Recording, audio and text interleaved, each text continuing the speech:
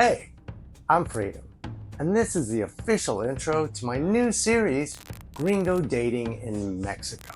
So, what is this? Well, it's part therapy, part comedy, and 100% real talk about dating as a single American guy living and traveling all over Mexico. I'm sharing my personal experiences, the good, the bad, and the absolutely what the fuck is this confusing. The emotional stuff too.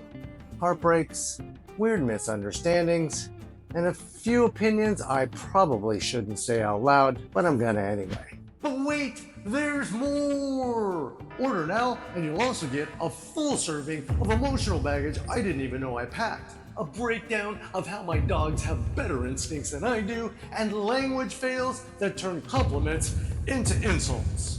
And a bonus collection of awkward silences, culture confusion, and me crying into tacos at 2 a.m.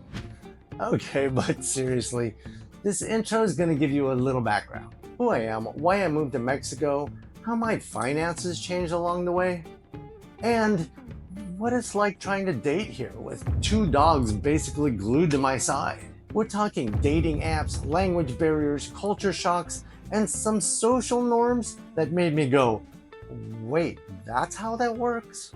And of course, we're definitely talking about Mexican women. Sweet ones, awkward ones, the occasional heartbreak, and the, did that just really fucking happen? I'll throw in some do's and don'ts, stuff I learned the hard way.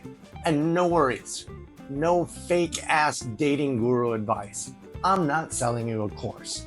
This is just me talking to you about what it's really like. So yeah, expect some laughs, some cringe, a little wisdom, and maybe, just maybe, a little hope. Welcome to my new studio. It's basically just me surrounded by lights, hence the sunglasses. Let's get into it. So, why Mexico? For starters, I grew up in Southern California, about 90 minutes from the Mexican border. Tijuana and Ensenada were just regular hangout spots, like family lobster dinners, $3 vinyl records, underage drinking, and fireworks we definitely should not have been lighting in the suburbs. By the time I was 15, all we needed was a friend with a driver's license, and it was surfboards, camping gear, tequila, and questionable decision-making time. That pattern lasted, well, a while. Let's just say I didn't learn Spanish, but I sure learned where to find cheap beer and bad ideas. Fast forward 37 years. I just come out of a long relationship. I was paying $2,500 a month for a shoebox in San Clemente, and California was feeling heavy. My buddy and I were like, let's take a quick tequila break down south. Spoiler alert, he went home, I stayed. And that is how I moved to Ensenada. But let me back it up, because there's a hooker involved. So the ex and I had just broken up with, she was into girls too, which sounds amazing on paper until you're suddenly in a live-in throuple with your ex and your other ex. Don't ask what we'll actually do, because one of them broke her wrist while playing drunk ping pong in high heels, and that kind of ended things. Moral of that story, if you're gonna have a threesome, don't invite someone you already broke up with. After that chaos, we said screw emotions. Let's try sex workers, Tijuana style. No strings, no drama. Honestly, it worked. No one was jealous. No one cared where I was sleeping. It was clean, clear business. And that's what brought us to Ensenada. The prices were better, and the vibe was more beach party and less nightclub hustle. So yeah, heartbreak, tequila, and delicious tacos brought me back. But what made me stay? I met up with a friend who had retired in Ensenada. He straight up broke it down for me. You could live here well for what you're wasting on rent in the US. He was right. By the end of that trip, I found a brand new 1-bedroom apartment for $265 a month in a gated community. Beach, 1 block away. done. Did I mention the hooker part? Oh yeah, she lived downstairs. Loudest woman I've ever met. Yeah, I fucked her for free. And I didn't sleep much, but hey, free entertainment. I didn't move to Mexico to find myself. I moved because it was cheap, easy, and after 2 divorces, I just wanted a fucking nap without any relationship stress. After all, a good woman is supposed to make your dick hard, not your life. Ensenada gave me that, and a whole lot more. Surf, awesome food, sketchy decisions, and eventually, 2 miracle dogs who change everything. I had been in Ensenada for about 6 months. No real plans, just drinking, riding my bike, and trying to out-retire the old guys at the beach bar every day. Honestly, I was bored as hell. The girl downstairs, the hooker neighbor, was ruder than a wasp at a picnic. So I said fuck it and moved out of town. I found this killer house on the beach in a local neighborhood. 2 stories, 3 bedrooms, a 260-degree ocean view for $350 a month. That's when the first one showed up. I'm standing on the beach, holding my surfboard, and this little sack of bones with legs trots over and lays down right on my feet. Her tail's wagging like a windshield wiper in a hurricane. I look down and go, well, fuck, you picked me, huh? That's how I met Pooperhead.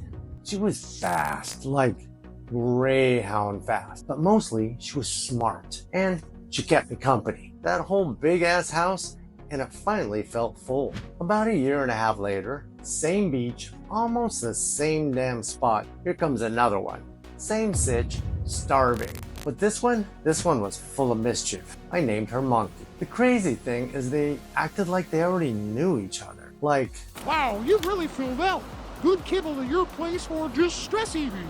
It was freaking cosmic. You remember that old 60 Minutes episode about dogs sniffing out cancer? I did too. So I called a friend of mine, a pathologist in San Diego, and asked him to send me some skin and skin cancer slides just to test it. Monkey trained easily. Pooperhead passed too, but Monkey was obsessed. That's when the roles flipped. I wasn't training them anymore. They were training me.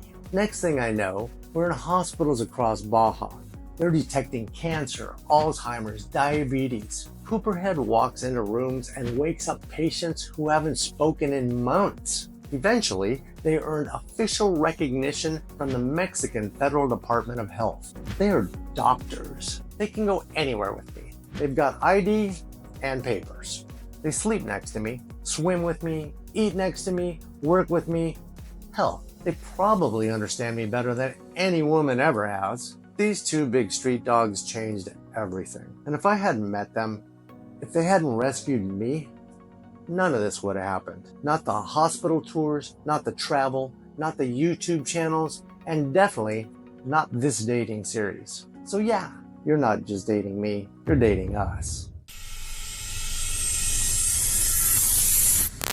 How about we address the elephant on the beach? How the fuck do I afford this lifestyle? Because from the outside, it probably looks like I'm some retired gringo with a fat pension, luxury trust fund, and golden doggy poop bags. I'm not.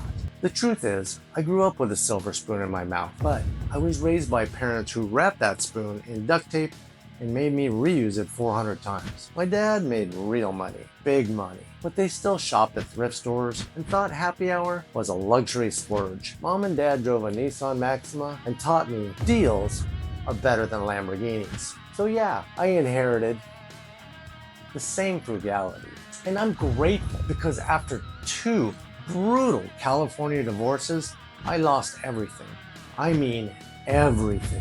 I wasn't rich when I moved to Ensenada. I was escaping. I had a broken heart, a couple of surfboards, lots of guitars, and a whopping $1,000 a month from a family trust that my drunk brother hijacked.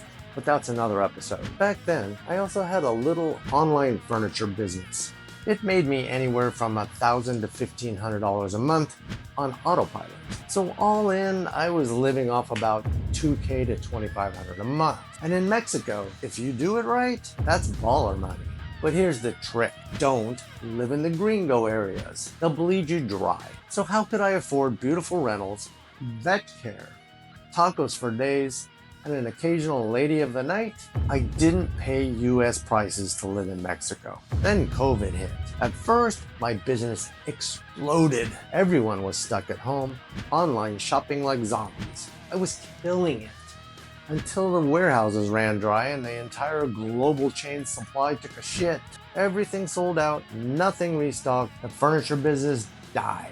And just like that, I was back to my sad little 1K a month. And let me tell you, surviving on that during a pandemic with 2 dogs and a car is no joke. At one point, the exchange rate was 25 pesos to the dollar. That was glorious. It felt great. But now, in July 2025, it's been hovering around 18. That drop, it hurts. I mean, I stopped eating on Fridays just to make sure the girls had snacks. But strangely enough, being broke helped my dating life. I didn't attract the sugar babies nor the gold diggers, just the real ones. The ones who didn't need my wallet to be interested. And that taught me a lot. So yeah, I still live in my car. I still make videos, train the dogs, volunteer at hospitals, and chase this crazy life on a shoestring budget. But I wouldn't trade it because I've had money, I've lost money. I've learned that what matters most isn't in your bank account. It's in your backseat, covered in fur, wagging its tail, and waiting for your next adventure. Alright, before we dive into all this dating madness, let's get a few ground rules out of the way. I'll be making one dedicated video for each city we stay in as long as it has a population of 200,000 or more. There are just too many tiny towns or pueblos to cover them all. That said, if enough people ask, I might do a pueblo dating episode, but no promises, those places can get weird. Some cities get multiple episodes, especially if we stay longer or I return and realize I had different experiences the second time around. Now let's talk about generalizations. They're gonna happen a lot because trying to explain every woman in every circumstance is impossible. So if I say something like Mazatlan is a heavy Catholic dating scene, I'm not saying every single person in Mazatlan is Catholic. I'm speaking in general. And yes, there are always exceptions. So before you jump in the comments with, not all women are like that, just know that YouTube might auto-flag you as irrelevant, and they're not wrong. This series is not a rant about how women are the problem, a place where I pretend to be a dating guru, or a therapy session where I cry about my exes. This is storytelling. Real, raw, and occasionally ridiculous. It's just a guy living in a car, dating all over Mexico with 2 dogs glued to his side. And hey, if you hear something that hits a little too close to home, maybe take a breath before you cancel. If I mess up or sound out of touch, tell me. I'm here to grow too. And remember, this series isn't about being right. It's about being real.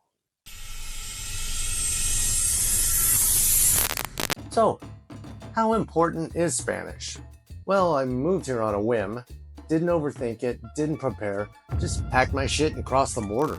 I knew maybe 3 words: cerveza, baños, y mujeres. You know, the essentials. At first I thought I'll just absorb Spanish. I'm living there, it'll soak in, right? Yeah, no, that's not how it works. When I lived near downtown, it didn't seem like a big deal. Tourist towns like Ensenada, Puerto Vallarta, Cancun, they're all used to gringos. Everyone speaks enough English to sell you tacos, tequilas, or t-shirts. In some neighborhoods, you could live for years without knowing anything beyond "Más margaritas, por favor." But once I moved to that house on the beach, the one way outside the tour zone, it hit me fast. Fuck, this is gonna get expensive if I don't learn Spanish. Also, I was getting tired of paying for sex. I don't always pay for sex, but I wanted a partner, a connection, maybe even someone who could talk to me without Google Translate. And yeah, it wouldn't hurt to know if someone's talking shit.